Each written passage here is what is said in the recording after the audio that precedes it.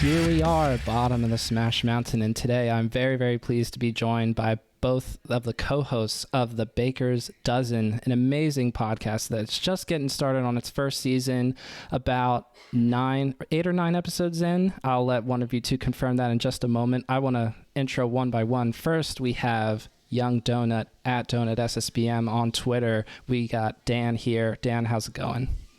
Doing well, man. Thank you so much for having us on today. And then also the other co-host of the Baker's Dozen podcast, we got DrewNG at DrewNG on Twitter. Drew, how you doing? I'm doing good. Excited to be here. It's gonna be fun.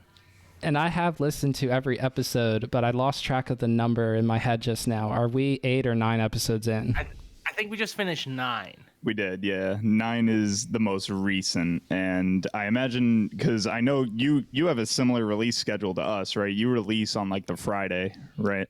I generally release as soon as I am done recording. I try to get that out as fast as possible. Okay. So if I record on for tonight, for example, I will be pushing this out when we're done. So Tuesday, but then next week I might record on a Wednesday, and so then it goes out on a Wednesday. Oh, okay. So you're one and done. Okay, because I was trying to follow like how you do your uploads, and they did look a little sporadic, but it looked like more consistently it was close to Fridays.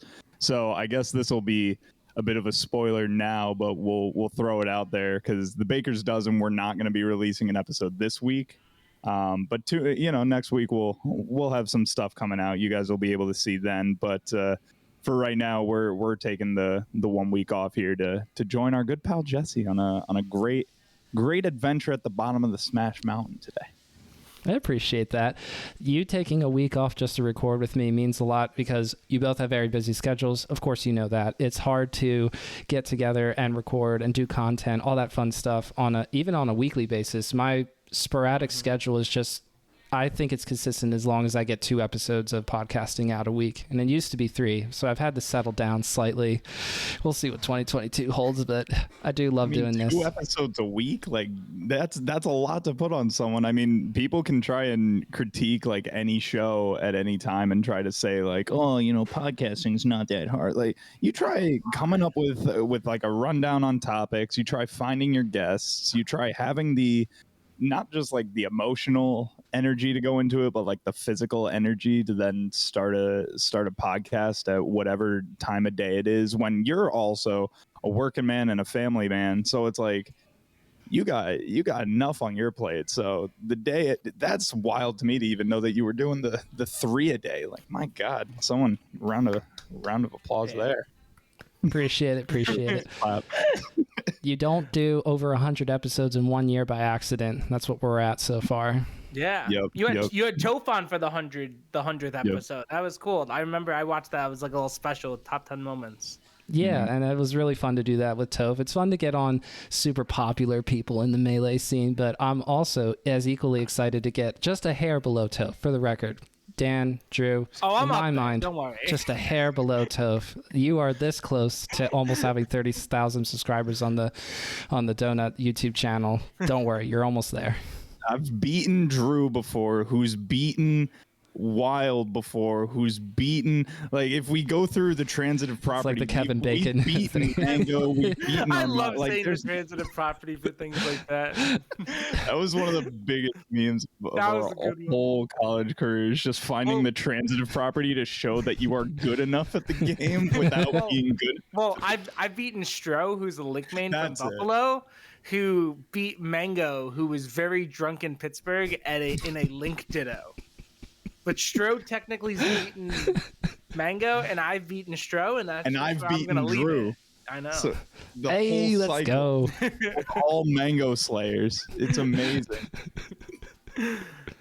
The other link ditto that everybody forgets about. Everybody remembers the pound 3 link ditto at Silent Wolf and going down to losers, but nobody talks about the Stro one. Nobody talks about it. Not enough people, man. Stro's a slept-on legend. Like, the people that know Stro love Stro, and the people that have never heard of him, they mention Link, and they're like, okay, who's this nobody? But you meet Stro, and he's one of the nicest, biggest dudes of all time. Like, he's a dude bro to the fullest, but he is a Link player, and you will know he is a Link player very quickly. I need to talk to Stro then at some point. Just put it on the list. I talked to Johnny Gamble, so hopefully I he'll know be able him. to. Yes. Yeah. Mm-hmm. Okay, so one more thing before we get started. For you all, for me, we're each doing the Patreon thing. I just want to give a shout out to the lovely folks at patreon.com/BSMpod. Drew, tell the people where they can find your Patreon for the Baker's Dozen podcast. We're very close to that. Patreon.com/the Baker's Dozen is right there. It's right over there. Right there. Go click on it. It's right next to the BSM pod. Yes. So what you can do is you can click on the link in the description below. That's what you do. In the podcast, whether you're on the YouTube, I've made it super easy for you. Trust me. I always got the links ready to go, you guys. I always got it ready to go. Eventually, all this stuff's going to be in your head anyway, so just wink twice and it'll bring you to BSM Pod. Wink twice with your other eye and it'll bring you to the Baker's Dozen one. You know, it really is just going to work out that way. Metaverse is on the way. We all know it. And I know that I keep bearing the lead. This is going to be titled something to the effect of Summit 12 Recap. We've been talking for about 10 minutes already, and I still haven't gotten into it. But before we get to that, I'm thinking about this whole monetization thing, right? I hesitated on doing that for a while. I only rolled it out a month and a half ago, the Patreon thing, because at first I didn't want to get tied to the idea of I want to do this specifically for money. And then I thought to myself, people support in all kinds of different ways. Nobody's going to listen to every single episode except for a few people. No one's going to want to financially support except for a few people. And if they want to support me specifically financially and just ignore half the stuff that I put out, if that's how they want to show the love, then maybe I should just open the window, open the wallet, if you will. And aside from that, I also thought it'll motivate me to get more involved, because that's what I've wanted to do. I use this podcast as sort of a way to say to myself, don't shrink back. Go to more than just one tournament, have more than just one high profile, quote unquote, guest, or do more, because that's what you've wanted to do. You've always just shied away. That's my story. I've always backed away from Melee because I thought it's not for me. Super imposter syndrome thing. And I'm tearing it down brick by brick. But the Patreon thing's kind of helping me push into more of it, and I'm thinking about trying to travel to big regionals or locals, like the nightclub, that kind of stuff in 2022. So that's gonna help me get there. Yeah, that's awesome. And one of the things, especially on the surface level, people like it's so hard to get into Melee because of the tech or this and that kind of thing. And especially a lot of times someone will come out and like Toph's doing content, but like Toph was known for this or that. And for you to go, hey, this is my product, this is my content, and then get so many people, so many notable people to come in. They're coming in for the content and you're getting them in like that. And that's like a huge props, because I feel like there's not many people that I just come up seemingly like out of nowhere and then are providing like a good, consistent product like you are. Appreciate it. But Dan, I wanted to give you a shout out because you sort of grandfathered this whole process, and I give credits to the Wannabes podcast. JD and Wasabi very much inspired me to start all this, but I know that you, with the original podcast that you had for a while there, I want to say the Baker's podcast. That's not it. The Bakery, excuse me. I've listened to a few of those episodes, and hearing you talk now, I know that you like to lean into the pessimism side of things occasionally, but I still hear that optimism coming through. I want to give you a compliment in that, and also to say I love the fact that there was a precursor to me that I didn't necessarily know about when I got started, but then I was able to look back and see, oh, this is why some people will just sort of act like this is a normal thing to be asked to go on podcasts, because you were asking a lot of people on, got a lot of nice, cool guests. One day I'll leak my DMs on accident, but like I swear to God, there's a lot I want to address with that. One, I appreciate the acknowledgement of a little bit more optimism. When I came on JD's 1v1 podcast thing, I was definitely much more in like a darker place. I had just moved down to Virginia, and like a lot of things were kind of like, I don't know what the heck I'm doing, like what's going on here. But at that time, I definitely was probably more pessimistic than I am now, and I'm noticing that too. And so I'm glad to see that more. I definitely try to just kind of enjoy myself and like have fun on nights like this when Drew and I do our podcast normally, you know, it is a good way of having like an outlet. And funny enough, as you're mentioning to me, you know, you listen to the bakery beforehand. Yeah, one of the primary quotes that I said during that podcast with JD was like, there's really there shouldn't be a reason to hold yourself back from things that you are completely capable of doing. If you have a microphone and you want to talk into it about Lego Star Wars for an hour, go do it. If you want to sit down in your living room and draw some art of some really cool glitchy art of GameCube controllers because you think that's cool, make a living out of it. Like, you have the opportunities and they're always going to be there. And I think like I've tried to continue to somewhat motivate myself with that. And that was a big reason that I pushed for Drew and I to even start our podcast up here, was because I was like, man, I see so many people like, because I'm definitely not a forerunner by any means. I had a decently consistent podcast where, on the topic of trying to contact guests, it was ridiculous. The amount of people I messaged, at least 4 to 5 different Smashers every week to hope that one of them would respond. And if not even one of them responded, that's probably one of the episodes where you see like me and probably like a homie or something, like when I interviewed Wild, or when I interviewed probably like Long Island friends or whatever the heck, like things like that, where it's not that I didn't want to interview them, because like I always want to put the homies on the pedestals too. We went so far as to get my boy Drew here.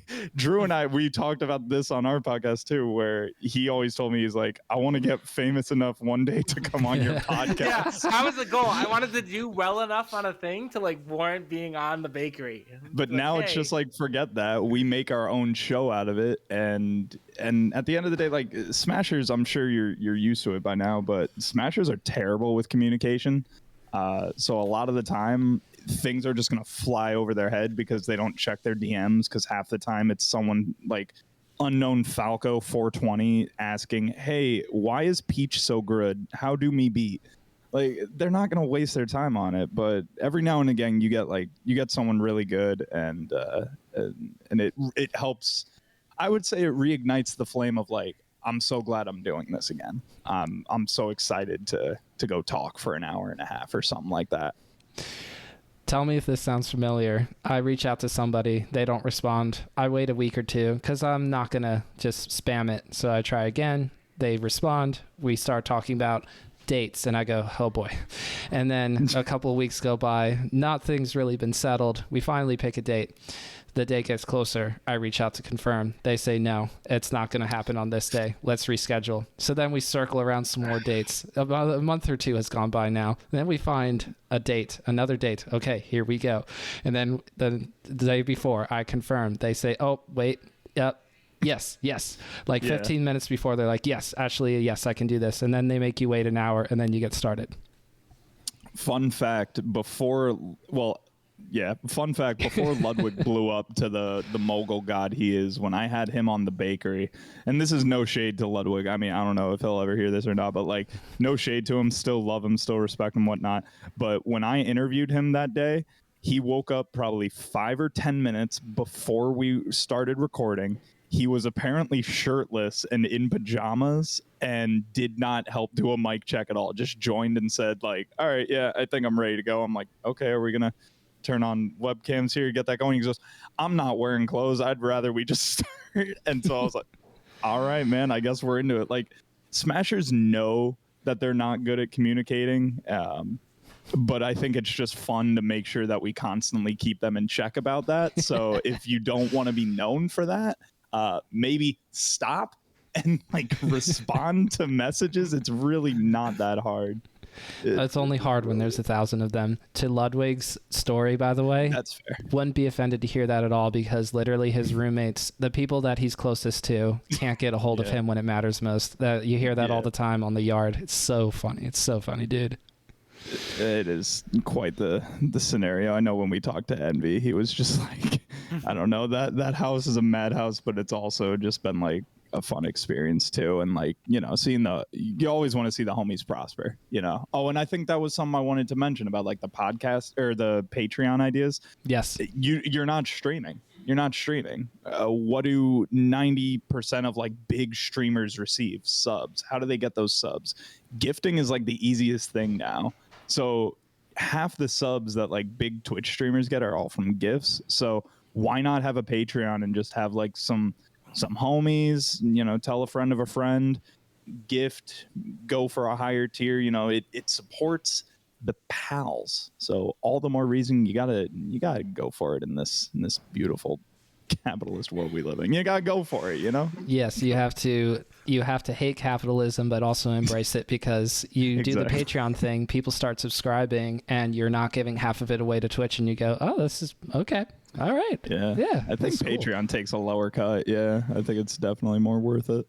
And it's more fun. I get to design the content for the Patreon. Drew and I, again, exclusives for ours, not to overshell, but like we've made our exclusive content. I know you have the extra audios, which if y'all want to hear some of the baloney we were talking about before this, make sure you sub to BSM Pod. But like we make our exclusive content too, and it's like I love getting to do that because I love video editing, and I know Drew's started to do a lot too. So it's like we both just start combining things that we love doing and just put it on the Patreon. And it's like if people that are subscribed and they enjoy the content that we're making, boom, you just get that extra bit that like, yeah, I'm not streaming that. I'm not really gonna, I don't know how to stream a video I edited, you know?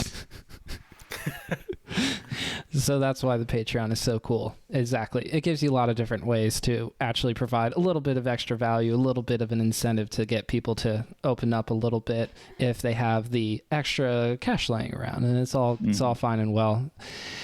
We have being able to shell. Now let's start talking about the meat and bones of this operation. Smash Summit 12 happened this past weekend. It was amazing.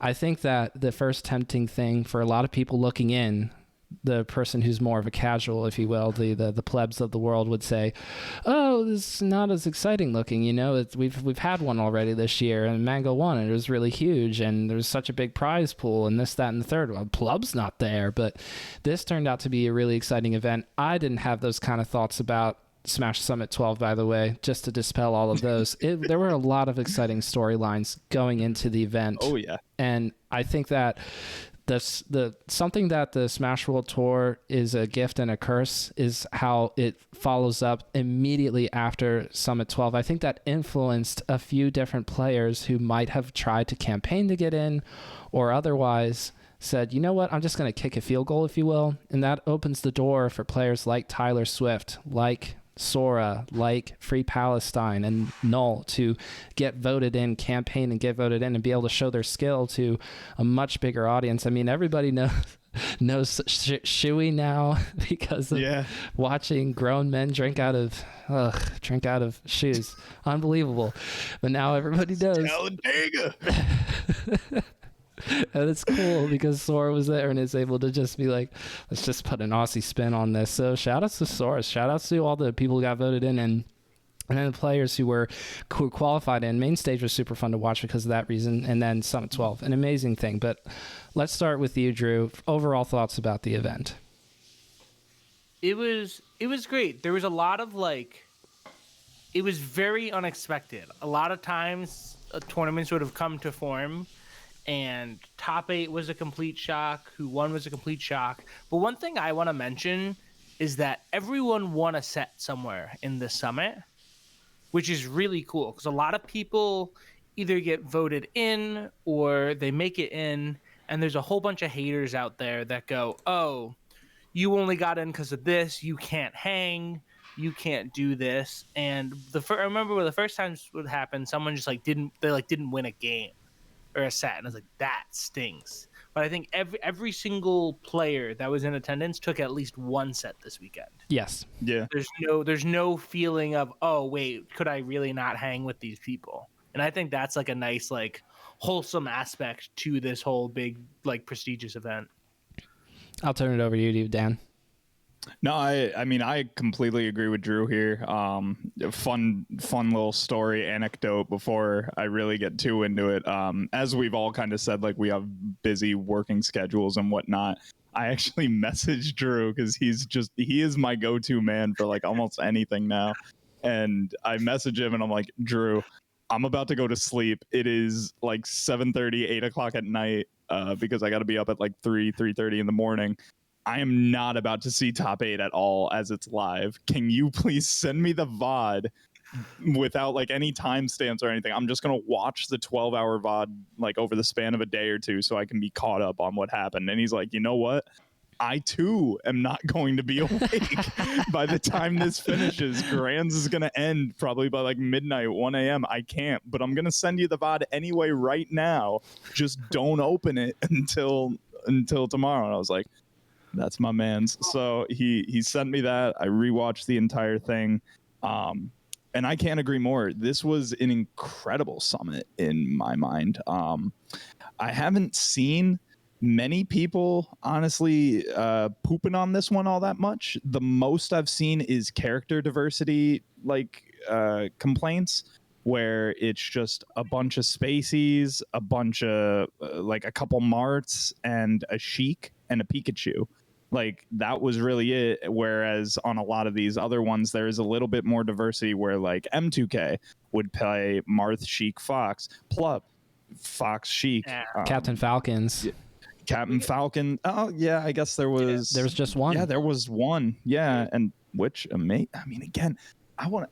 God, Wizzy made me so happy this one. I swear, I don't know what it was. Wizzy made me so happy this time because he went for so many more reads. He went for so many more reads this time playing against Foxes. And it made me so happy to see, because all the time he just does these tech chases that I can't do because he's a robot and I'm not. But like it was incredible. But not to like over fixate on that. I thought it was a great tournament. I really did. And without spoiling yet, biggest congrats to the winner. That was insane. Yeah, we're gonna treat this more as a chronological thing. But Drew, what were you gonna say there? I liked, there was a lot of Foxes and Falcos, but I mean, some of the other people were making waves. Obviously, Hungrybox had exciting sets. Tyler Swift brought Left into game 5. He was up 2. And Mango. Yeah, and Mango. He brought Mango to game 5 too. So to see, even to see Axe bring them to game 5 is like interesting. To see another Pikachu come in here and play that well was awesome. Super amazing. Amsa looked like one of the scariest people in the room. I thought Amsa was winning it because I had the smallest spoiler going on Twitter the next day on accident, and all I saw was a selfie of Amsa, and the quote was "I did it." And I was like, no way, did Amsa win it? And well, spoiler, no. But I mean, I know what he was referring to. 3-0'd H-Box, right? 3-0'd. Yeah. But also on top of that, just funny thing before you keep going, did you hear what Leffen said after he did beat Tyler Swift though? Yes, I did hear it. He walks over to the mic and he goes, "That was for Silent Wolf," because did he force stock him? Yeah, he force stocked Tyler Swift on FOD. He just walks past and goes, "That was for like Silent 40% Wolf." or something. That was an insanely dominant game. That was like very, very close. And then we got to game 5 and Leffen's like, wait a minute, I know how to do this. he woke up. The took like one hit in the first 2 stocks. And it's like, oh, okay, this is Leffen. He's back. It reminded me a little bit of the IBDW Leffen set. Okay, before we get too terribly far, what were your thoughts on the lack of a true doubles event? BTS has not really done that for their summit events recently. And as per usual, anytime that there's no doubles bracket at any kind of event that's, on a bigger regional or national scale, there's at least 4 or 5 Twitter users, and then they get quote retweeted a bunch of just complaining about how there's no doubles bracket. And I understand the love of doubles more. This very past weekend on Saturday, I got to play my first full doubles session, and it was so much fun. And I immediately understood everything. But it is hard to watch. And something that Aiden said to respond to all of the, hey, where's doubles at Summit 12, was basically saying, hey, look, it's not as viewed of an event as the fun, gimmicky brackets are, where we're doing wheel bullshit, or we're doing crew battles with like old stages and this, that, and the third. we can't ignore the fact that when doubles is on, less people are watching, because that's still something that matters to us. Yeah. Drew, you start with this. I'm a doubles lover. I love doubles. I think there's less. I mean, even at majors, there's less spotlight on doubles. Mm-hmm. I think there was an era when Armada was playing and Team UGS and PewFat were a thing. I think there was a lot more doubles focus just everywhere. Shroom Desk 2J too. Don't ever forget them. They were great. But even now, like I look at like, I'm just looking at like top 8 and like top 16, and I'm like, none of these. I don't think about like any of these people doing teams besides like SFAT. Yeah. And then Hungry Box, and it's like maybe Mango for the shits and gigs, but like I think unfortunately I love doubles, but I think it's starting to like, I don't want to say phase out, but it is definitely not as appreciated and liked as much as it was. I'm right there with Drew. I originally as a competitor didn't like doubles as much because I could barely handle singles, and so it's very similar to the spectator realm where I can't grasp what is happening. Like there's so much on screen at one time. How am I supposed to focus on it unless one character is just getting back and forth comboed like they're a hacky sack? Like you really can't as a spectator when it's maybe your first time viewing. But this is why a part of me started to love it, and why a part of me is so upset that truthfully I'm right there with Aiden who was tweeting that out, because I think it is bull.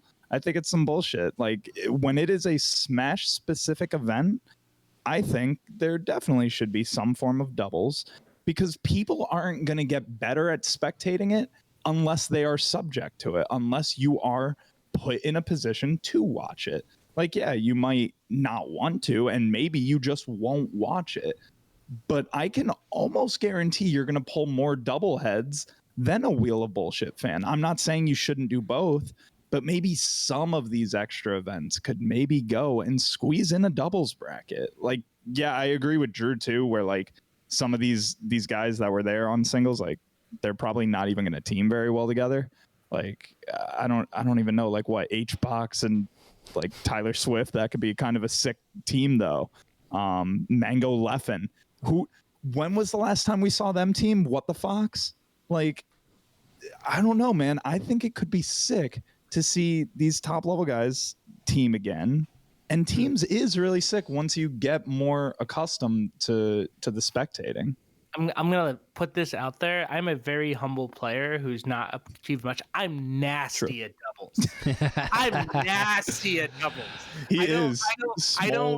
I really don't like up my play a lot in singles. I'm so much better of a doubles player than a singles player. Shouts to the you and Pig, the duo boys. That was sick. Good. I like team with someone that I've never teamed with, and like we'll get like second at a regional or something, and just like go ham. Like me and Doc Lobster never teamed before, and we like almost won a Giga Hog. I love doubles, but it just doesn't happen anymore. Mm-hmm. I think part of this whole puzzle piece as well is if we were talking about singles and there were not a lot of people watching singles anymore, which is unthinkable, but one of the things we would be saying is, where's the top heavy part of the competition? Sure, there's a lot of people who love playing doubles and are really good at playing doubles, but then you can mash top player with top player and maybe that'll go fine. But when you have like static teams that are also really good top players like PewFat, like Team UGS, when they're not there anymore, I think that hurts the most from the perspective of a spectator, because you're looking for those big names, and if they're not there anymore, that's probably a big deal. And if we have people like Tempo and Run Riot, who's an up and coming double team, if we could get those kind of teams that are static, that are, even if they don't have to necessarily be a top singles player to have an impressive doubles side of what they're doing and be able to make names and make waves. They need the opportunity to do that, of course, as well, like you were saying. But I really want to see a few top static teams sort of start to come up in the future, but it just doesn't seem like that's going to happen for a little while. And without okay, so there were doubles at main stage, but then one of the problems with main stage was the schedule, and it kept all the players up until past midnight, if you wanted to watch and play in grand finals on the East Coast side of things. And for all the East Coast players who traveled out to California to play in that event, of course, they were all like, oh my gosh, it's so late, blah, blah, blah. So it's tough because they don't put it on Championship Sunday, obviously, and who's going to watch Melee on a Friday night for more than an hour, maybe, because doubles brackets can last just as long as singles brackets if you if you schedule it right. It certainly will. So it is challenging, but for Summit, I was okay with all the events that happened that were like the gimmicky ones or the side events. I think that trying to do events like basketball and mini golf, I prefer the basketball, if I'm being honest, because I love seeing them miss so many free throws in a row and just seeing smashers try to do athletic things. But you can tell that they were thinking, we kind of had a lot of injuries on, like, especially the obstacle course last time. Cody got destroyed by the obstacle. Yeah, Mans was flat on the ground. Maybe that's what he needed. He needed some exercise at a summit in order to win the next one. Well, we don't know, but I like all the stuff that they did. I mean, where else are you gonna get Ginger getting that down throw to the Clefairy combo on Pipsqueak? Oh my god, that was so awesome! And then Wizrobe tech chasing Leffen while Leffen had the it's cloak. Invisible, I saw that clip. that was actually a really sick clip. I don't know how he did that. IBDW said on stream today, IBDW said that he went back and watched it, and he saw that Leffen actually hit one of the eggs on the stage that caused him to, Fox to fly a little bit further away. He said, actually, Wizzy would have had that grab for the second tech chase grab, but he just flew a little bit further than he was supposed to because of the items on the stage. I was like, you got to be kidding me. Wizzy's cheating, dude. Wizzy's cheating. Someone check his controller for Arduinos. This is ridiculous. Oh, that's so funny. Oh my God. So it produces moments like that, which are very, very cool as well. But I mean, every time I see like Justice from Texas putting out some crazy doubles play, I mean, it does the same thing as seeing a Clefairy shenanigans or tech chasing Invincible. So like it does the same thing for me. So I'd want to see Summit try doubles, maybe perhaps when there's a little bit more of a duo to kind of say, hey, they're going to be here at this summit and who's going to take them down. That really adds a storyline that people just are more interested in. Even if you do literally just top four, we only need 8 people. We only need 4 teams. Let's just do this in 2 hours and call it a day for a short little top 4 kind of a side bracket. Yeah, maybe that, or even just like a little bit of a starting earlier. They start at like 12, if not 1 on most of these days. Because again, I want to reemphasize that like some of these little side bracket things, like, yeah, they're funny. Like they are really funny. The Mafia games are fun. The little starting bracket stuff, the crew battles, all that, like that's fun. I'm not a fun hater, right? I'm not an anti-wave cheater or L fun canceller. Like, no, I'm not any of that. But like I do think doubles is a pretty core component of a lot of history within Melee too.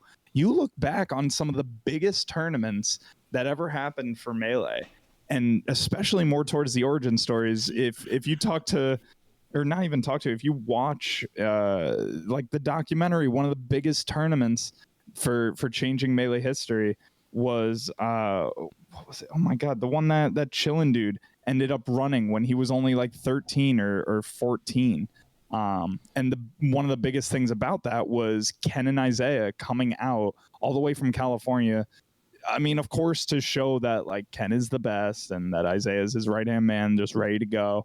But they swept doubles in the most insane way because no one at that time was really playing it. And that kind of helped jumpstart a lot of it. Then you look at Game Over. That's what it was. Yes. Game Over had the most insane doubles run there for these guys. Just pretty much, I'm pretty sure 3-0'd everyone, even like Asin and Andon at that time. So it's like, doubles has a major history within the community that I guess I just hope, as Summit is now becoming probably one of the biggest names for Melee tournaments, I would just like to see some doubles. Maybe if it's even early in the morning, open the start of stream 2 hours earlier. Maybe. I don't know. I guess I also don't know the time difference, maybe all the way out in California, because now that I'm saying that, it was 10 a.m. for me. I'm East Coast, or 12 p.m. for me. I'm East Coast. It's 9 a.m. in California. Sure. Good luck. Yeah, so maybe not. So maybe, yeah, let's cancel Wheel of Bullshit just once. Come on. Do we need to play Mafia every night? I'll say it. That's say it. Okay. I've never watched Mafia once. Me neither. I don't even know how to. I don't know how to play Mafia. Okay, well that's a problem. But I've never. That's not. I love okay. playing Mafia. I don't really want to watch it though. You know, maybe some Patreon exclusive content. We're going to get a huge group of Smashers together play online Mafia. Who knows? Shout outs to my boy Shab, though, on the hardest vid call of his life on Mango. That was, if you guys haven't seen that clip, I'll share it with you later. But shout outs to the homie Shab. I love that. Did you guys have a favorite like a skit? Oh, yeah. The skits were fun. I just really liked the Mikey traveling back in time because... Yeah. At that very moment, I was watching Top 8 with my lovely wife, Jen, and when he starts talking about how the game just tears you apart and you have to learn you don't matter, she's laughing. Because she's like, she kind of gets everything in Melee just a little bit. So she got it just enough to think it was funny, and I thought it was hilarious. Mikey did a great job with that skit as well. You're talking about the one with Vish, right? Where Vish, in the video store. Yeah, that was travels so back in good. time just to do Up B with Link. Tournament's canceled. Did you watch any of them, Drew, or were you? Yeah, I think my favorite was the Happy Birthday Melee, but I do want to give a nod to the Mango and Shab. Yes. Because the original Mango and Shab was was one of my all-time favorite skits, and this was actually the last one that Envy directed. Yep. And then he's now out Beyond the Summit. Now he's just doing like mogul merch stuff. Mm-hmm. But that was the last one he did, and to like call back to that Mango and Shab is really cool. So good. Shout outs to Noel for winning the Tesla. Winning the Tesla. So funny. Shab bet all his money and then the Tesla. What happened to it? I lost it. We're not going to talk about anything. It's gone, Mango. Don't stop it. Just. And Happy Birthday Melee was really, really fun to watch as well. I love that they had Zane, IDW, Hungerbox, and oh my gosh, Oscar, Lovage. Yeah. That they somehow got all of them and were able to take up. I mean, it had to been. I mean, I saw the bloopers that they released. This must have taken like at least 3 hours, like just to do a 2-minute skit. You know, that's what makes a good skit though, is when you have a lot of bloopers, because you know you're making some funny shit. Like that's it right there. If you guys can't hold it together, like you look at movies too. My favorite thing to ever look at is like Toy Story bloopers. They didn't have to do those. It's an animated movie. You didn't have to do that. I love that they did those. Shout outs. Yeah, shout outs to Pixar, all the people who will unfortunately never listen to Summit 12. Friends of the show. Call them friends of the show. Call them friends of the show. Anyone there, friends of the show. They're a friend of the show when they come on my podcast. Okay, you can call them friends of the show on the Baker's Dozen. Ooh, okay. Okay. Listen, we're chasing checks in different ways, but that's okay. I wanted to, move on from Friday to Saturday when we start with pools. There was I think a good mix of players in each little 4-player pool, and I can't pull them all off the top of my head, which is what I have my phone for. But this is the part of the tournament where I didn't really catch a whole lot because Saturdays and Sundays are busy for me. But I knew that I was going to be like doing this with my phone the whole time. I'd be holding it and looking down, parent, or be a husband, then look down at my phone and be like, oh, okay.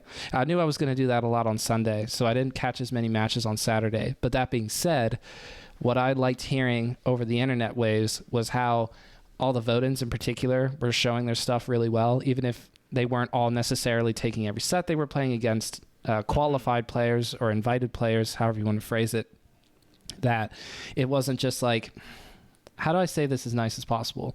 Just just sort of taking advantage of the campaign voting process. They're actually showing actual real skill in melee that they can hang. Yes, exactly right.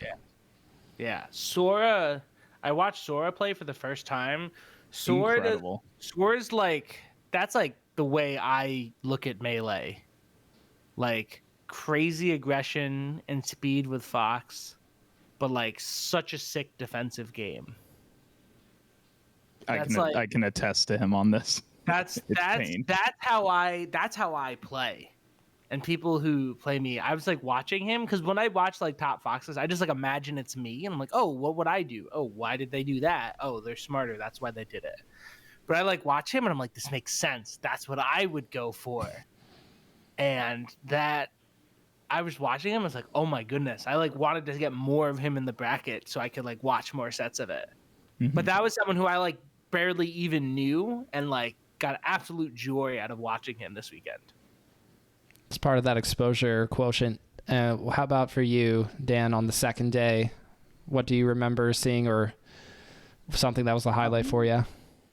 Big same. I had never heard of Sora in my life, and I am deeply regretting that because I would have bet all my points on him in so many more cases, but instead I lost channel points because I had never heard of this guy. Incredible. Not just in the game, but also just like, oh my God, one of the nicest people. I don't know how much you guys even just listen to him on commentary, but like such a sweet person, like just an overall good sounding guy, cracking fun jokes and stuff, making fun references to things that I'd never even thought of before. Like, I don't know. He was incredible to watch as a player. I'll fanboy over him. I don't really care. Tyler Swift did Pikachu proud. I would say the way he was able to play out a lot of things. For example, like when what did he do? He played against, I need to try and find it again here, but I know when he played against, what was it? He kept like close games with pretty much everyone in his pool pretty much. He took a game from HBox again, even though we've seen him beat him. He took it to game 5 versus Pipsqueak. I mean, Tyler was just someone that like originally I kind of expected to pull a bit of like I got voted in and I'm a really good player, but like Summit is a different league, so I'm probably gonna choke out a bit. And he didn't. He showed that Pikachu is there to stun, and it did really well. And then Magi. I think those are the 3 that really stood out to me. What's that? She did really, really well. She did incredible. Yep. Fantastic. So good with the shine pressure, with the laser approaches, a lot of great mix-ups, and just her combo game was just looking so Mango-esque. And I was like, damn, this is awesome to see, because I hadn't kept up with how she'd been playing in the Best slightest. upbeat kills in the league. And best upbeat kills. She kicked those puppies, whatever people were spamming. I don't remember what it was. The chat was like spamming something about that. And it's like, yeah, I mean, it was out of control. I really wasn't expecting that. And that's more on me. I know that she's been grinding or whatever. She did that subathon to even get in. So a lot of her play, I was just super impressed. That was some sick Falco to watch, because normally as a Falco player, I know that we're lame as hell. So it was sick to see someone push the character further. I loved it. So I knew a little bit about Sora only because a friend of the show, Garfield, is a Puff player from Australia that I've had on the podcast. And the first thing that Garfield was talking to me about when we were talking about players is like how Sora and Sock in particular, 2 players that are going to come over, and they both did. They played in Vertigo leading up to Summit, and then I think they're both going to be at Genesis. I know that Sora's definitely going to be at Genesis 8. We're going to get to see a lot of Sora in the near future, which is fantastic, because after this weekend, it's going to be... We want to. Like, we all want that. And then I knew that Tyler Swift had a good chance because at a recent nightclub, this might have been 3 weeks ago already, but Tyler Swift pushed Aklo to the brink. And Aklo is an insane Fox player. Absolutely insane. And was at the previous Summit, for those who weren't keeping track. Aklo was at Summit 11. And, not the best showing forever and ever, but is a very, very good player, can take games off of anybody. And so Tyler Swift going game 10, I think, for the nightclub that was about 3 or so weeks ago. Super awesome event in New York City. Shouts to Ryobeat and everybody else that helps that tournament go. If Tyler Swift can keep it close with Aklo, I think Tyler Swift can keep it close with anybody, and he proved that this weekend. Yeah. Absolutely. I think he's more than shown what he's capable of. And I mean, everyone really did, right? Like, I don't want to throw shade anywhere. Like, Free Palestine even did amazing. Another player that I was familiar with, but never really watched a lot of his play. Very good. Very, very good play to see out of him. He knows he's got things to work on. Every single person that was there does, I don't think anyone walked away without stuff to take away. I unfortunately know Null because he knocked me out of Shine 2019. Oh, noes. Yeah. I got owned by SoCal and drowned in pools. I was not happy, but yeah. the better players won the sets, but it hurt. It was like Ringler into Null, so I just like destroyed by SoCal combo. Yeah, you got the SoCal smackdown there. But like what they say, and this was a Gatsu tweet from years ago. You want anyone who beats you, you want to see them do well because then their stock goes up.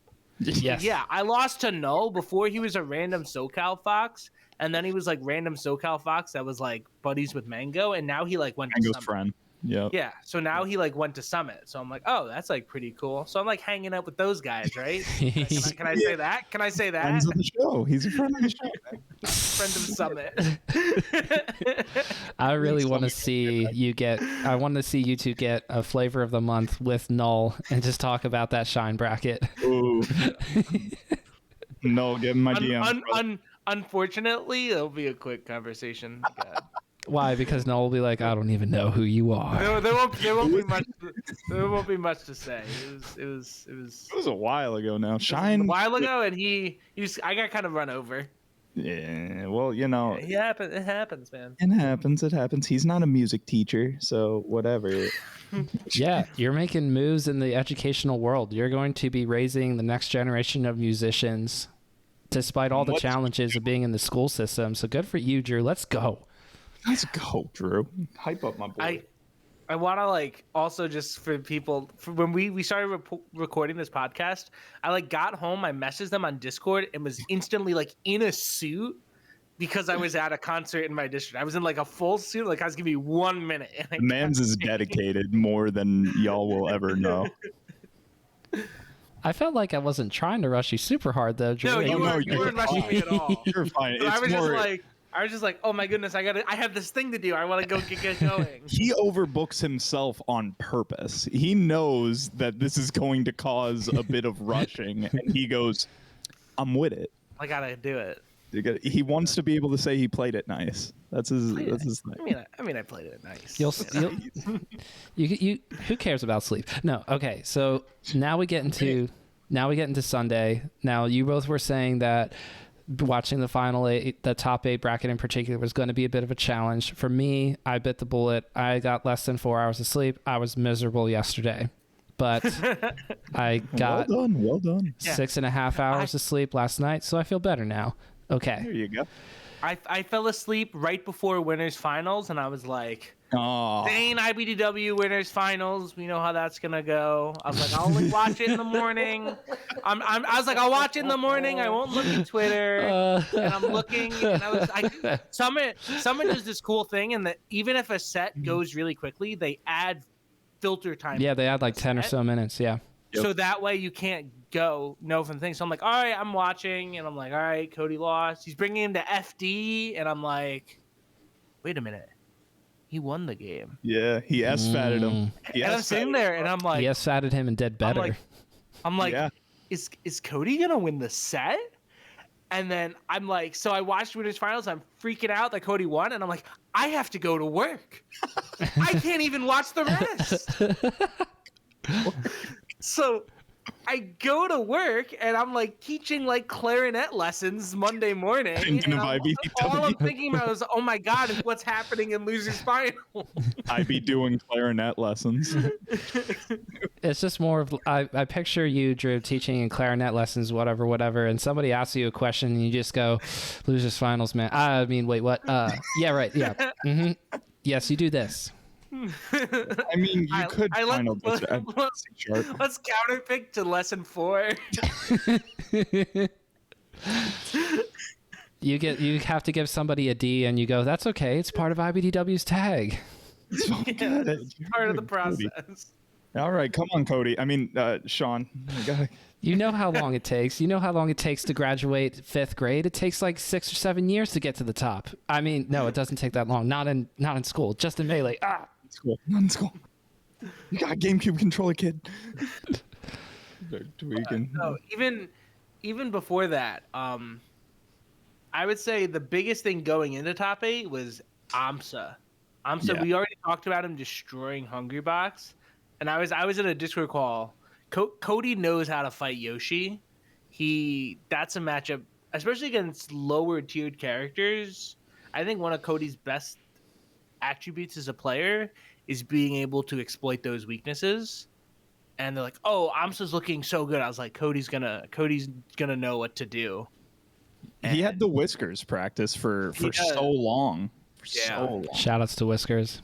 Always love that guy. He took me out of bracket in one of the Long Island tournaments I went to. I was so sad, but he's insane. I think he won a nightclub recently too. Yeah, I think he's won 1 or 2, and hopefully we'll get to see Whiskers at some point. I mean, the Function too. This is going to be a huge tournament in the beginning of January here. Anyway.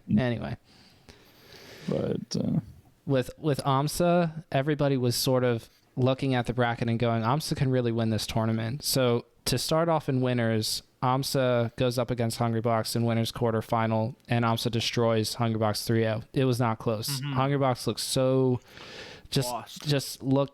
lost, and he looked like online Hungrybox in the sense that he's like, you know what? Okay, yeah, I'm done. Like, I'm just done. And I hate seeing that Hungrybox. I love Hungrybox's play when he's playing like Evo 2016 Hungrybox or GTX 2017 Hungrybox. I love that one where he's playing with that fire and that will to win, but I haven't seen really much of that since...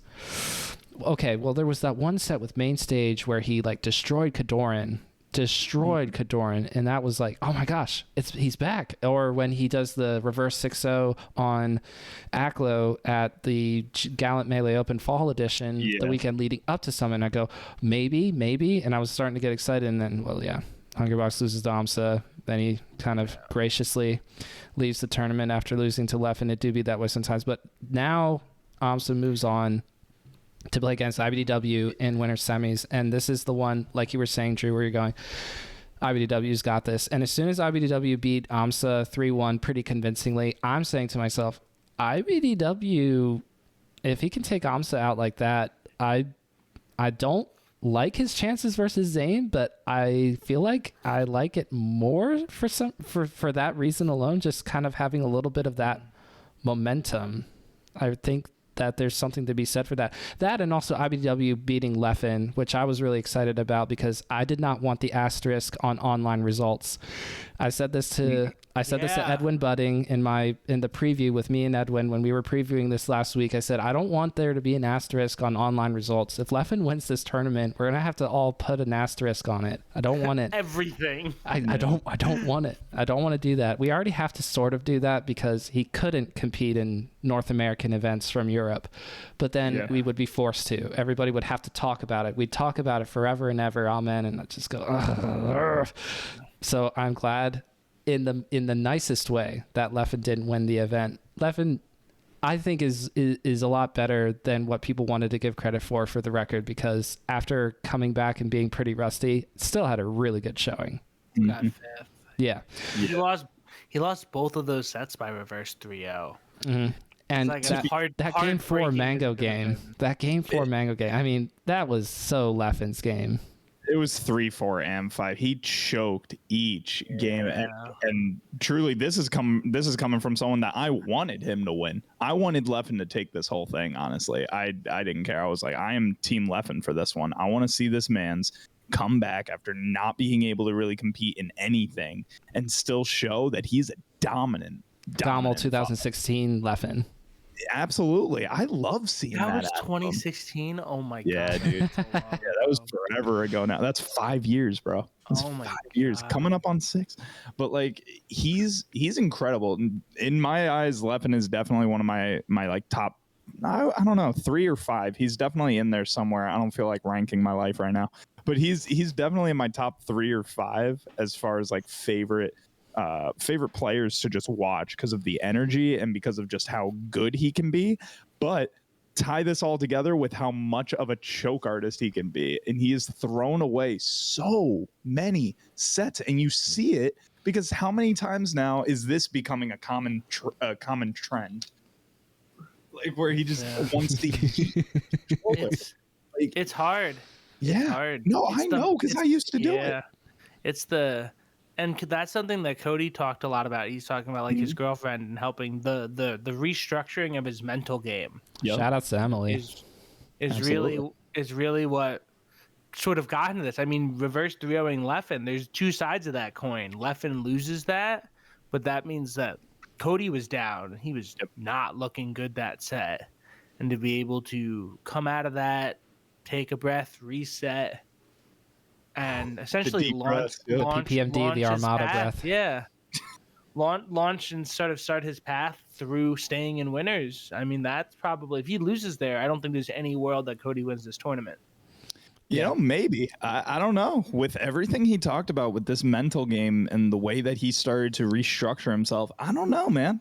I really don't know. And the way he started playing afterwards, like, everything just seemed to be clicking for him. So I really don't know if that's what would have ended up happening. I do think that a lot of those sets had more determining factors on just access to closing out a stock that just is more and more noticeable the more I watch those matches just over and over. I watched Mango Leffen probably 3 times because I kept looking away for a minute and a stock was gone. I'm like, how who just messed up that quickly? And then you just see it happen again. And then the last stock situations I would replay because I'm like, what got thrown away?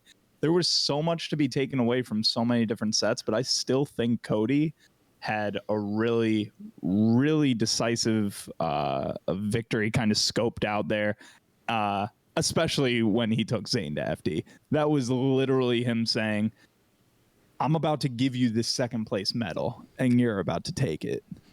He knew. That wasn't a Zach Cordoni. This is now a Cody Schweb. Nobody, you're not allowed to call it you don't say, oh wow, that Fox took Mart to FD. That's the M2K. Nope. That's the Cody. That's the Cody if you win, because you're gonna win. Just mindset, baby.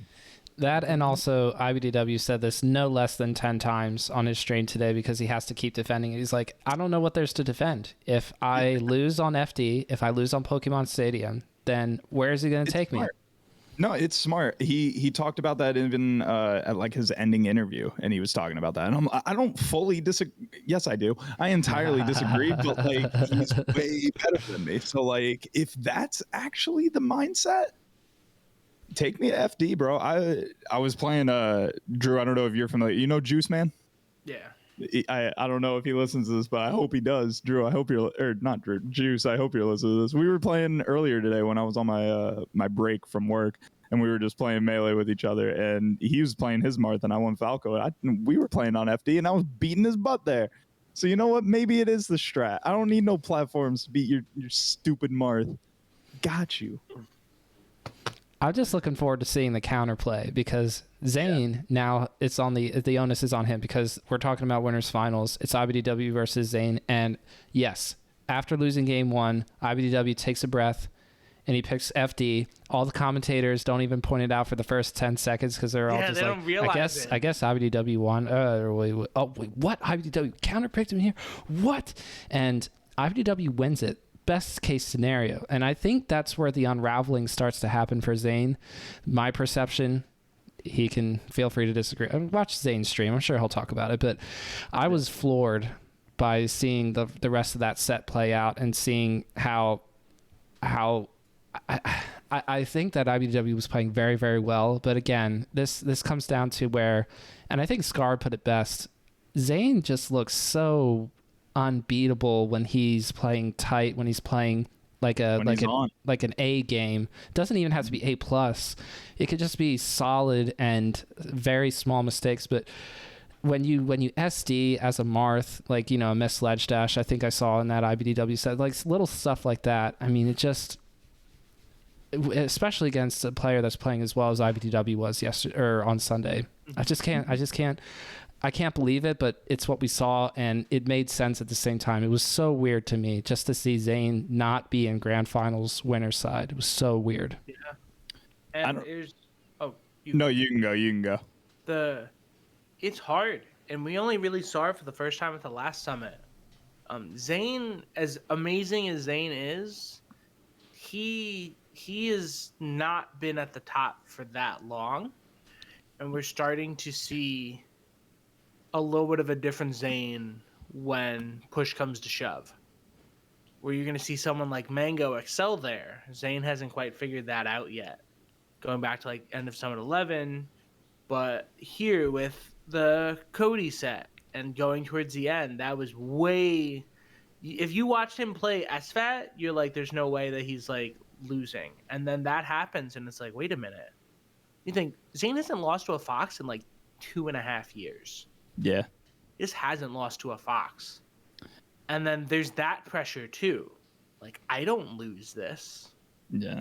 To see, because you're right. It's on Zayn to come back stronger at the next one and go, all right, now what? Now what's the solution going to be? Everyone's been spending months and months game planning how to beat Zayn, and now people are getting their shots in.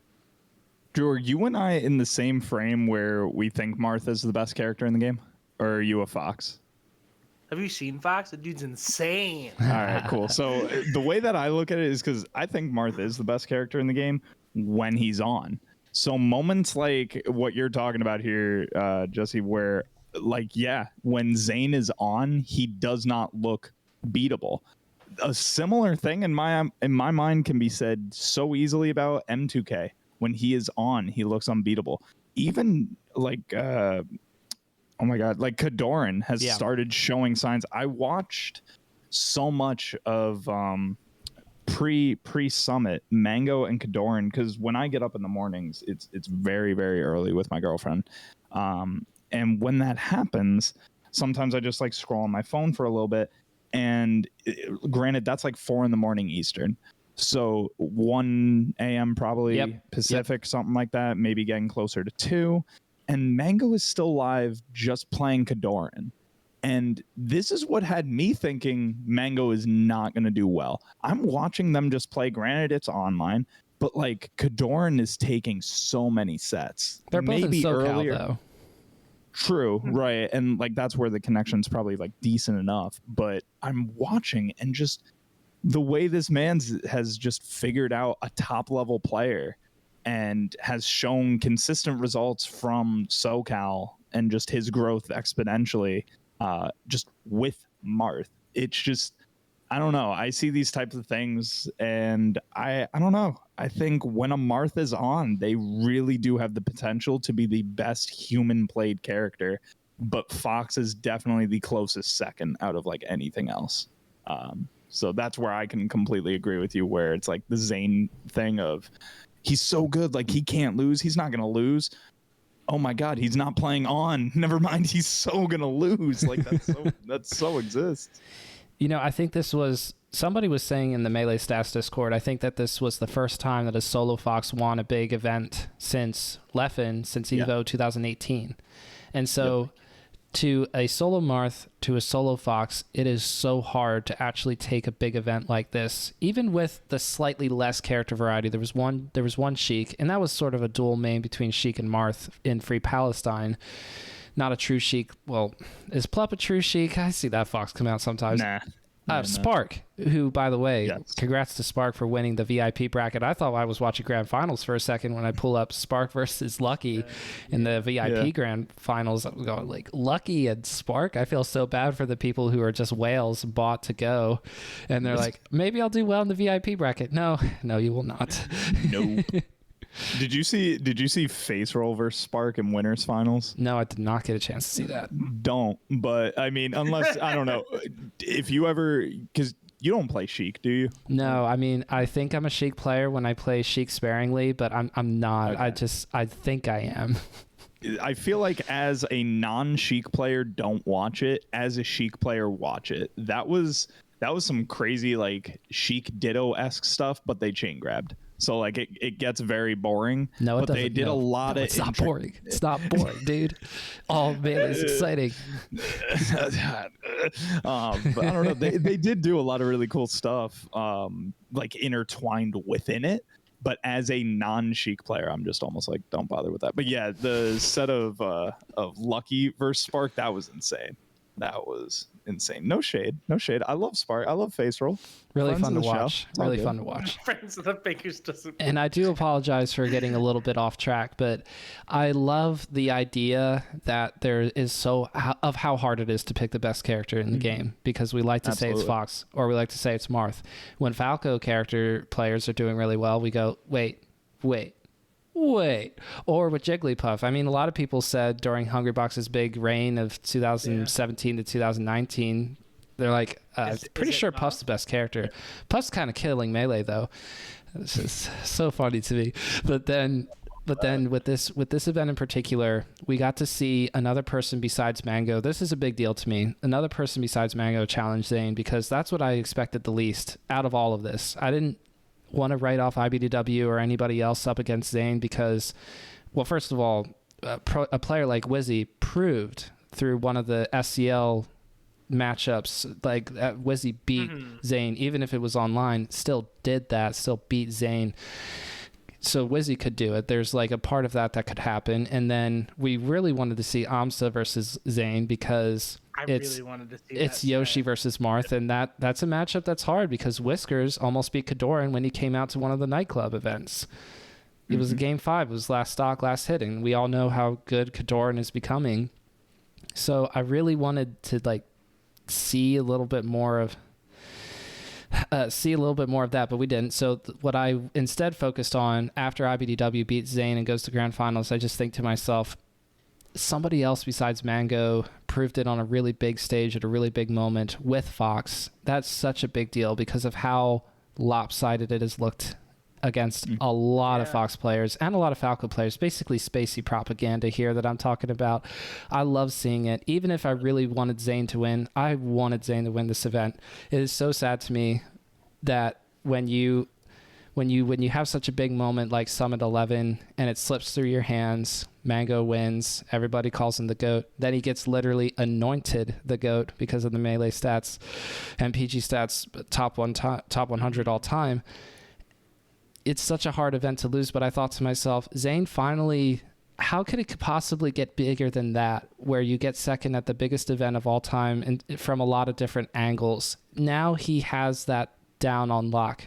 There was that 2018, 2019 time where he would lose a lot of game 5s. He would lose a lot of grand finals, even from winner's side. I remember that choke season that Zayn had to deal with before he won Genesis 7. And that was really cool. And then, of course, COVID. But I thought with Summit 11 out of the way, he's got Summit 12 easy. So even though I really like seeing IBDW win, I was really sad for Zayn because I just think there's a part of him that still feels like that choke storyline is still stuck to him. He can't get it off of himself yet. Yeah, that's hard. And I mean, you have all these different storylines and ways to come in, and like look at Cody. I think Cody was very worried about this tournament at first. 100%. Because a lot of that sort of, online results, what are you going to do? Yeah, you won Riptide, but no one was there. You won, but Mango and Zayn weren't there. What are you going to do when they're actually in an event? And he's a hard worker. I said that the change work. in the mental. He's doing work. He finished working. He's Finished done. it. He clocked out. He clocked out for the day. It's all done. But that was it really, and he said it afterwards, he's like, it just doesn't feel real. And like Cody, like I knew Cody before he was like even like I knew him. There's a really good old meme when he was top 7 in upstate.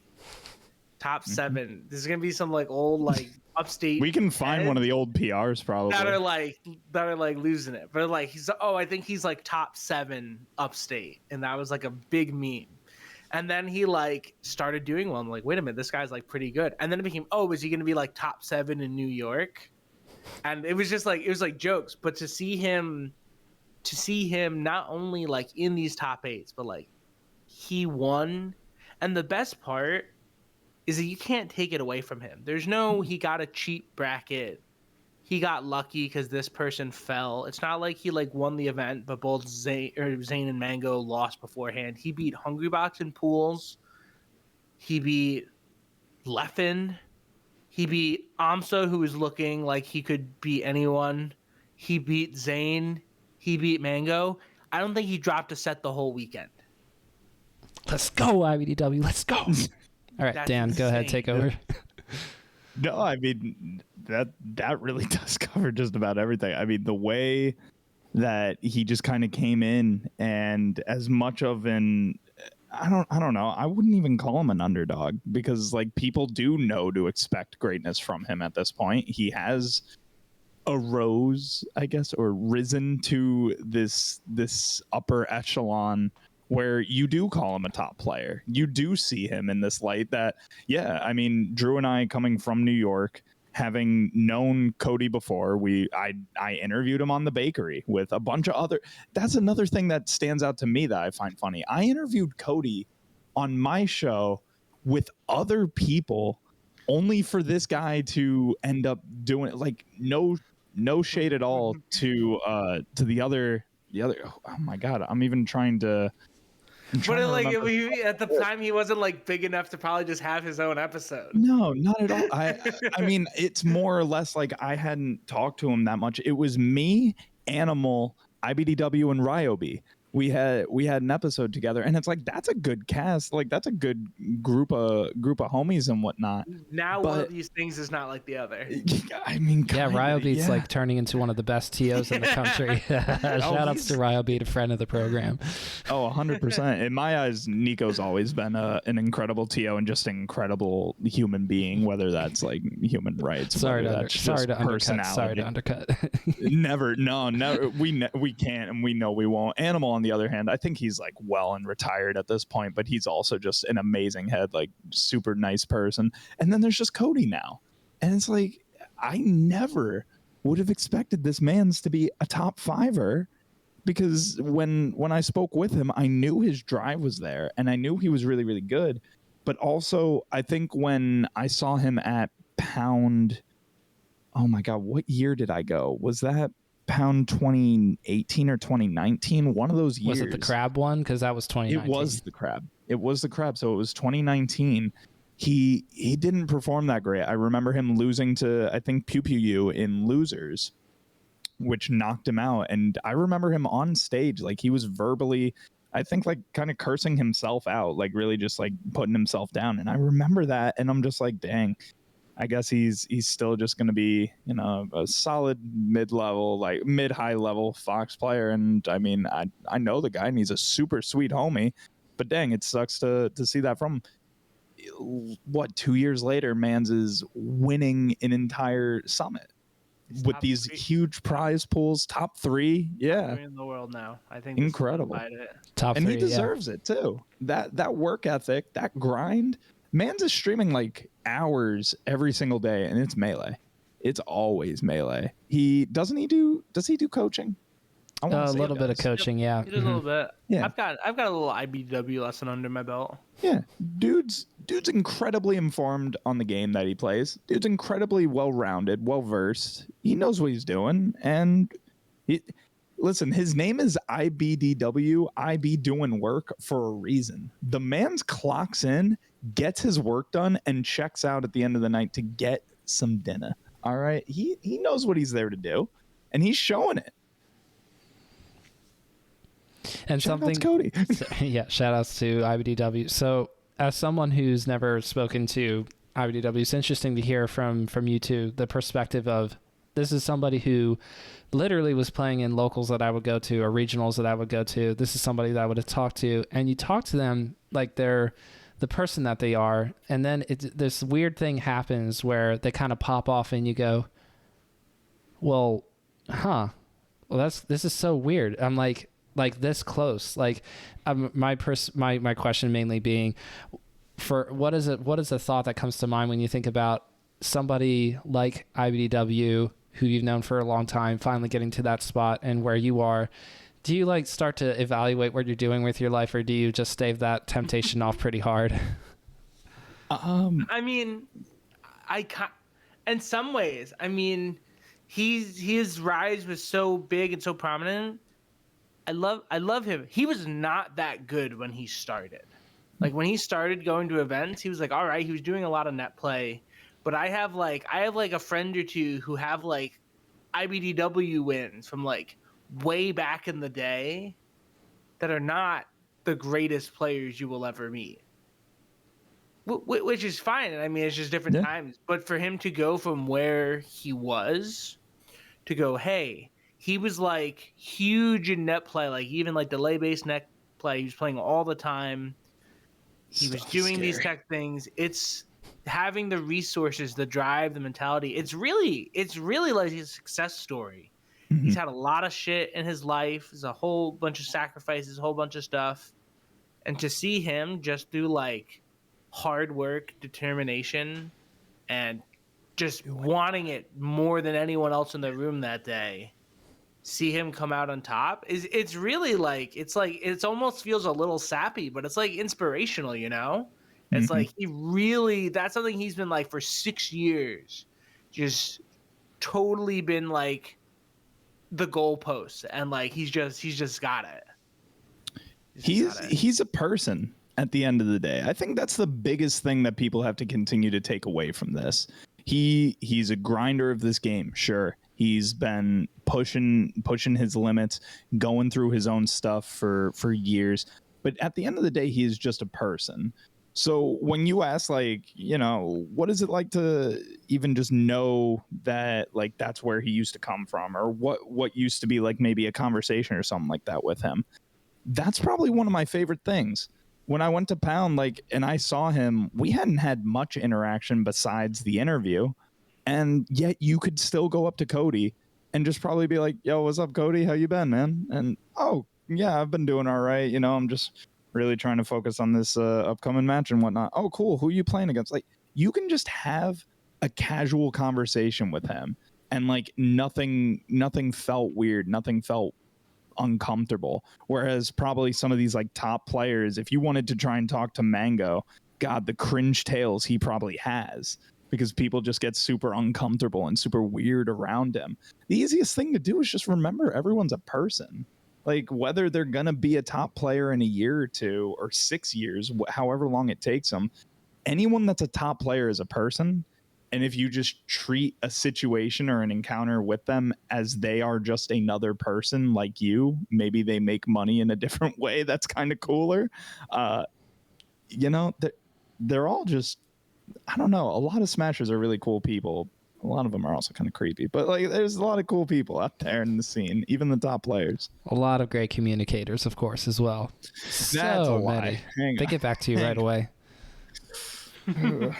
I want to highlight something that I think with IBDW is really important, is how much work and how much sacrifice it took for him to be able to win Riptide, knock on the door for a couple of years now. Really popped off back at the Axe Summit, so I think that was Summit 8, on that major losers run, beating Hungrybox and those kind of players. Of how now you look back and you realize of all the hard work, all the times where he had the sub goal for food on his stream, to be able to just scrape by and then the big thing being this year, after doing all of the grinding and hard work and traveling to events, trying to move out to California at one point to see if that's going to be the move, and then immediately move back, reconnect with family members that he had lost over the years and then gained back. And then, the girlfriend, like the mentality power up that he referred to a couple of times, giving credit to where credit is due, just being able to not only improve in the game itself, but also improve in life at the same time, which I think is harder to do than what most people would be quick to say. Most people in Smash, when they talk about how good they are, they're usually quick to talk about how much they practice, how much they study, the coaching lessons that they'll take up on, how often they'll play on stream. And I think one of the things that IBDW says a lot when talking about where he is as a player is usually just talking about where he is as a person. I notice a lot, and I think that's really, really cool. It makes him so much more relatable, and it just makes you feel like, well, it makes me feel like not that I can get there, not that I am going to be able to do any of that performing stuff someday. It's just more like I can balance everything around Melee in my life. If I want to play more, I can find ways to do that and make it work, because somebody like IBDW can do all that and play at an exceptional level. I can do that and play at a mediocre level or a level that I'm happy with, but there's an example out there of somebody who makes it all work, and I think that is really special. Absolutely. Yeah, and I think there's nothing wrong with like even slightly idolizing someone like that, or just looking at him and just being like, yeah, it's like people that look at actors. I look at like Tom Holland, and I'm like, I think he's an awesome human being, and like I don't aim for my life to be exactly like his, because I know I can't do that, but like it's people you look at and you can respect them, and I think he's definitely garnered a lot of that, and it's well deserved. We could get you on Hot Ones with Sean Evans, though, I think, Dan, if we try hard enough. You put my hopes up there. I am a hot sauce fiend. My butt can't handle it, but my mouth, I have cried before. I have the Last Dab. What is it? The Last Dab? Redux? Redux, yeah. I think I have the Apollo or something like that. I got that in my fridge, and it's so tasty. I promise. So is Sean Evans a friend of the program? Oh, he's a friend of the show. Yeah, no, he's a friend of the show. I mean, he's been sponsoring the pain that I endure on a regular enough basis. The pleasurable pain, the kind that releases all those endorphins, makes you feel alive, Dan. You love that. It makes me learn a mental game with myself. I'm losing every time. The last player that I want to highlight, I mean, I could talk about all these players and how it went in their individual storylines in this bracket, because I feel like I could spin and weave about everybody. But the last person is Mango. In all of this, Mango goes to losers fairly early, loses in winter semis to Zane. It's a quick 3-0. I mean, it is super fast 3-0. And then Mango only has to go all the way from losers quarters, I guess, beating Leffen in a reverse 3-0, beating Wizrobe again after beating Wizrobe in winners, and then beating Zane 3-1 in losers finals to run out of gas in grand finals. I was definitely believing in the run after beating Zane. I thought, because my first thought was Mango will run out of gas way before he gets to Zane, but he didn't. So after he got to Zane and beat him, I thought Mango just has infinite energy somehow. I don't even know how this is supposed to work, because he's only been playing seriously leading up to Summit for maybe 3 or so weeks. And that's just insane to think about. Someone taking a pretty big break between these two summits and then not doing, well, yeah, I don't know if Mango would say he didn't do enough prep or not, but I would say from my perspective, probably didn't do enough prep, but still had the energy to play all those extra sets and finally make it back to grand finals. And I thought, this is so going to happen. Even if IBDW has had to play less and is playing hot today, there's no way, right? But so much respect to IBDW for closing it out, not even allowing any sort of life to begin for Mango. Even if he took a game, I just felt like the wind in the sails might have been a real thing. But I think Mango, that what I want to say about Mango is that I think that he proved, even though I thought he had the same amount of pressure as Zayn to win the event. I felt like he was able to somehow, even despite the fact that he went to losers early and he didn't even take a game off of Cody or IBDW in grand finals, he still proved a lot, just contextualizing behind the less preparation that he had for the event. Yeah. He played a lot of sets this weekend. You also got to remember he lost. He finished third in his pool. Mm-hmm. He lost to SFAT. He lost to SFAT that's a big and deal. AMSA. Mm-hmm. He played the gauntlet. He went game 5 with Tyler Swift. Mm-hmm. Game 5 with Tyler Swift in the redemption bracket. And then beat K0-N, yeah. Was it K0-N? Yeah. Then he played another set. And so he's probably already played more sets than anyone to get into winners. As a crazy last combo, really, to beat Wizrobe. And Mango's, there's just something that Mango has when it gets to those push come to shove situations that, like, really not many players have. Right. Like, really, I think of, like, Mango and Hungry Box in that, like, when it really comes to, like, that last breath of life that you're like almost expect how what is Mango gonna do to make this happen? Mm-hmm. Like Wizrobe can, like, get a grab last stock, and you go, man, Wizrobe has to do he has to kill him right now, because if he doesn't, Mango's gonna finish the set like that. I mean, there was like 2 years that every single Mango Plup set ended with Plup up game 5, and then Mango, like, doing some combo to end the set. Never forget the side B. Never forget. Side B. There was the down tilt or something that killed on. It was at a summit on the windmill in Stadium. Yep. There's probably the like 3 up tilt or 4 combo on Yoshi's. Yeah, that was. There's just so many instances where, like, so many other players are like, this is it. I'm probably out. I probably can't make this happen. And he can do that. And I mean, he needed to do that against Leffen. He really had to claw back for his Leffen. Like, he shouldn't have even gotten a game 5 to get to that point. Agreed. But it's wild. I'm with you on so much of that. I think the biggest thing that's hard for at least me, and maybe other people agree with me in this, I can't speak for Mango on this only because as much as people are going to say, and even Cody said it, where they're like, oh, he ran out of gas. Like, did he, or did Mango really just... My only reason that I'm saying did he is because, like, this isn't new to Mango. And, like, everyone knows this. Everyone knows that that's how Mango plays sometimes. He plays so much better when he's behind. Not only do you see it in the matches, but you see it in his sets.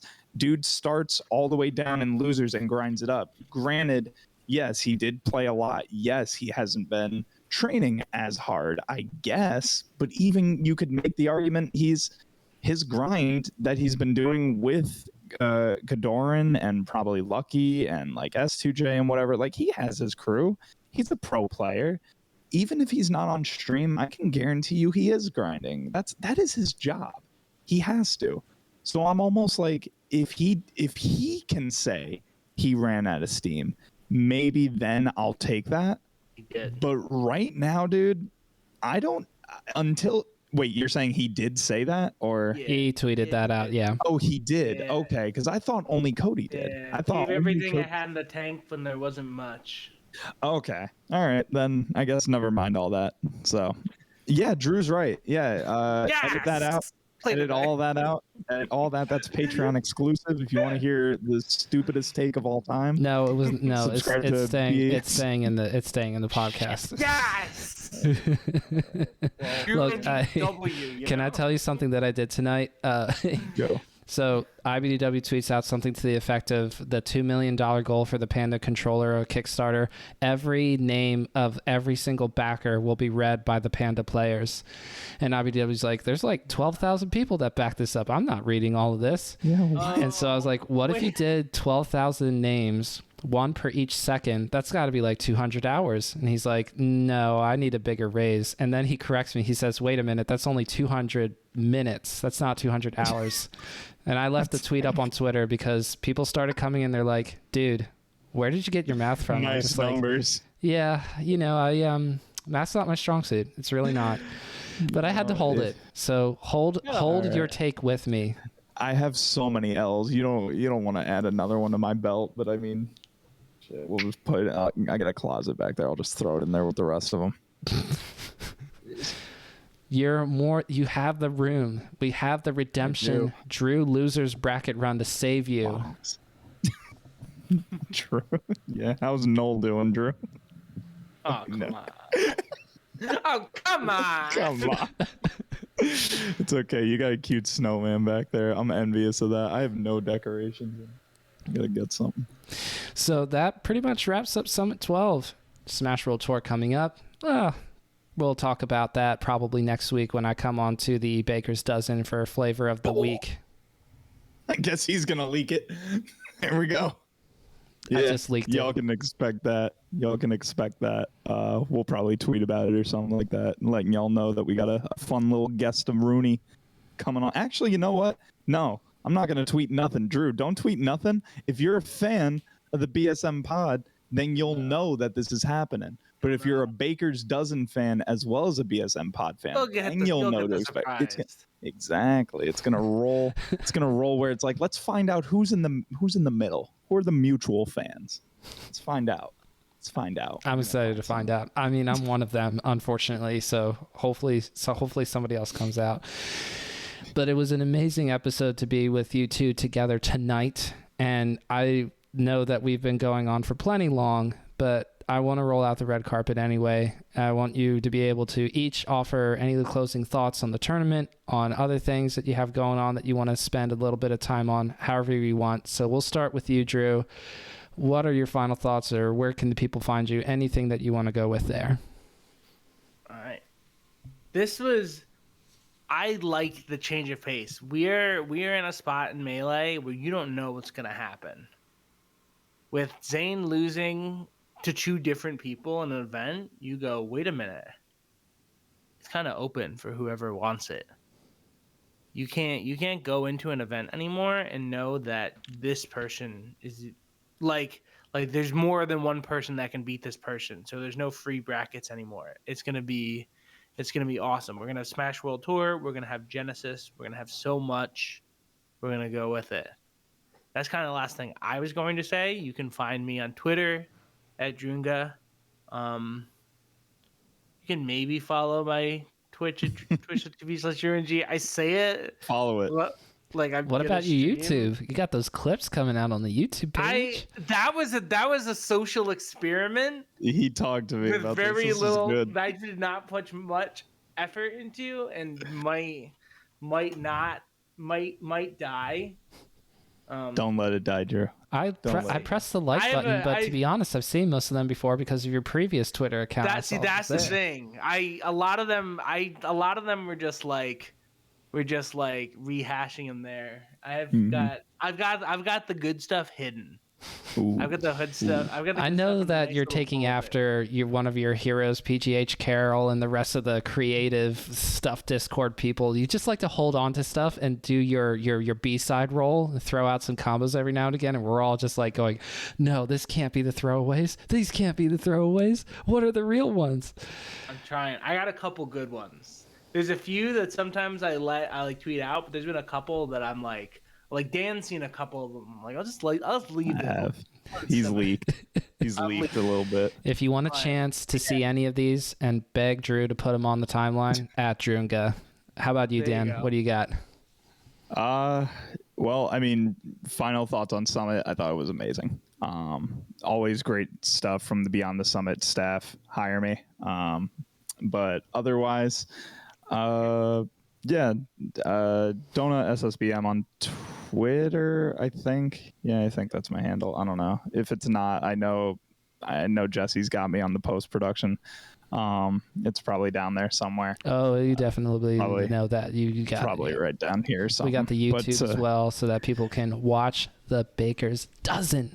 Yeah, that would probably be my big one. YouTube.com/YungD0nut, I think, or is it /channel YungD0nut? I don't know. Search the Baker's Dozen podcast on YouTube. Don't do that. Don't do that. Just look at the link on the description of this podcast episode YouTube video. Trust me, dude. Do one or the other. You can find us on Spotify. You can sub to the Patreon. We got great exclusive content, more to come. Drew will give you a kiss on the cheek if you want, or like a smiley face or something. I don't know. We're COVID friendly.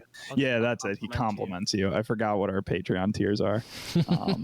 But also biggest shout outs and mad love and respect for Bottom of Smash Mountain. This guy's been kicking butt. He's been grinding this podcast out over 100 episodes, multiple episodes in a week. Great selection of people on the show. Very humble, very nice. Now that he's reached the top echelon of talent. Oh boy, he's really reached out to the greats now. You know, it's just good to see, especially from where I came from with podcasting and whatnot. It's nice to see other people still carrying the torch. You mentioned wannabes earlier. You know, they're always great. The Melee Stats podcast, always great. Like, there's a lot of great people out there putting in the work and whatnot, but always got to pay homage where it's due. And I'm really happy to see where you've gone with this, and I'm excited to see more. You're killing the game, man. Keep at it. Appreciate that, Dan. Appreciate you having you on, Drew. Thank you both for joining me on Bottom of the Smash Mountain. Peace.